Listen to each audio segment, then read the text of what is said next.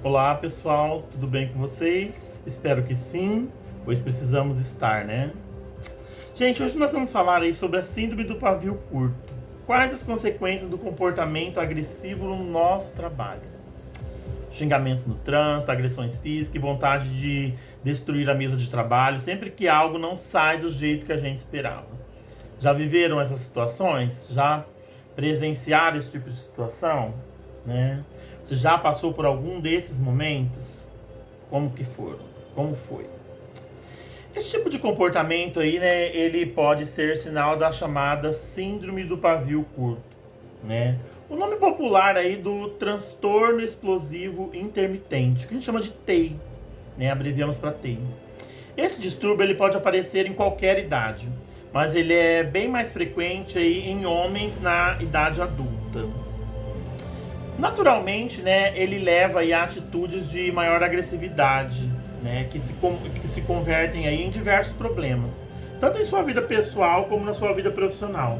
E eu falo que ele é bem mais prejudicial na vida profissional, não menosprezando aí a vida pessoal. Para saber aí mais sobre esse transtorno, eu falo que a gente precisa ler muito, né, sobre ele e tentar entender como que essa síndrome do pavio curto ela se desenvolve.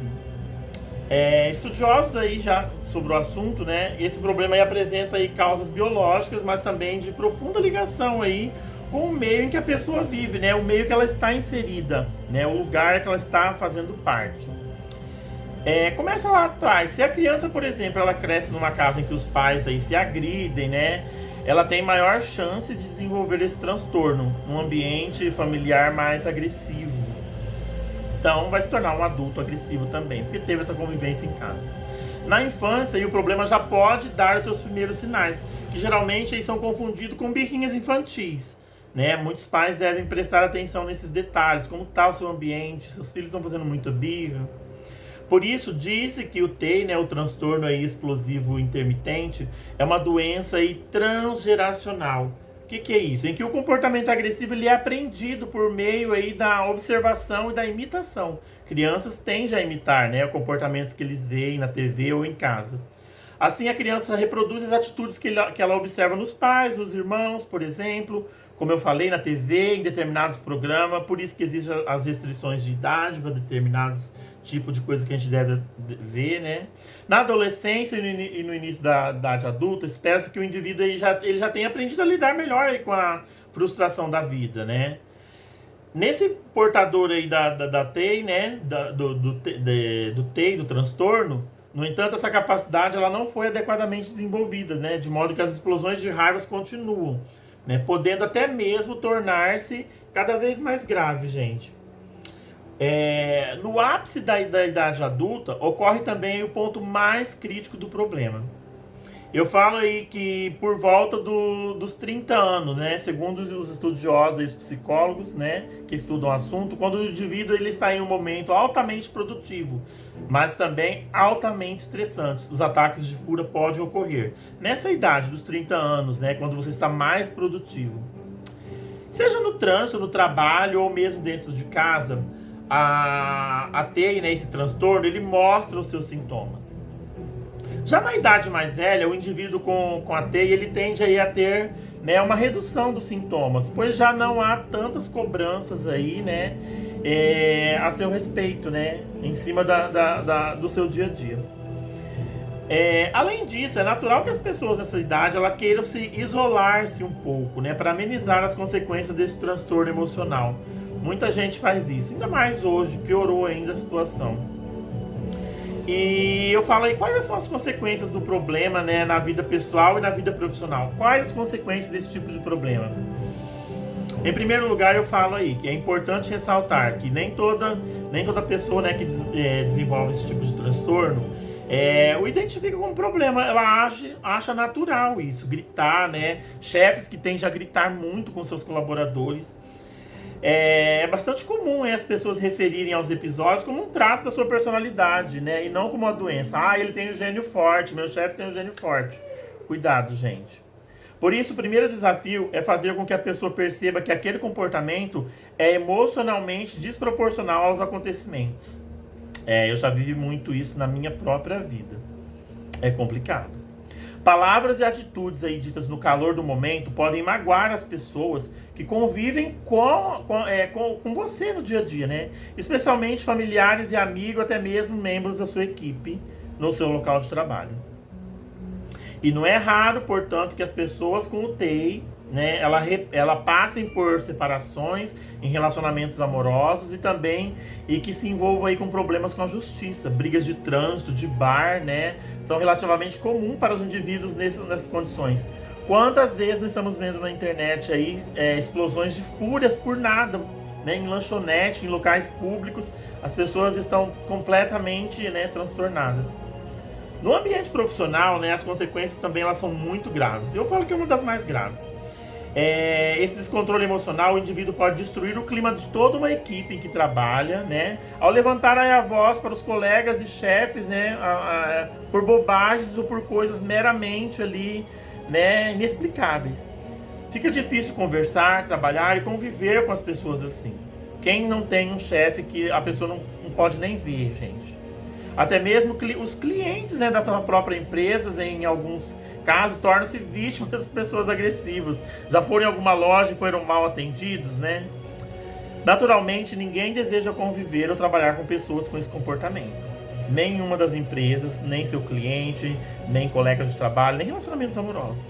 Por isso, são indivíduos que pulam de emprego em emprego, sem alcançarem a estabilidade, passando por sucessivas, né, contratações e demissões. Reparem um pouco isso. Explosões de raivas. As explosões de raivas, elas nem sempre indicam que você tem uma TEI, gente. Às vezes não é. É importante ressaltar, porém, que nem toda pessoa que tem um episódio isolado de raiva, né, ela está automaticamente aí diagnosticada com a TEI. Às vezes é um pontual aí, alguma coisa pontual. Qualquer pessoa provavelmente já passou por um momento de raiva. Quem não passou? Em quem quebrou algo, xingou alguém diante aí de uma fechada no trânsito, né? Ou alguma coisa relacionada aí a uma coisa que deu errado ali no trabalho, momentos isolados.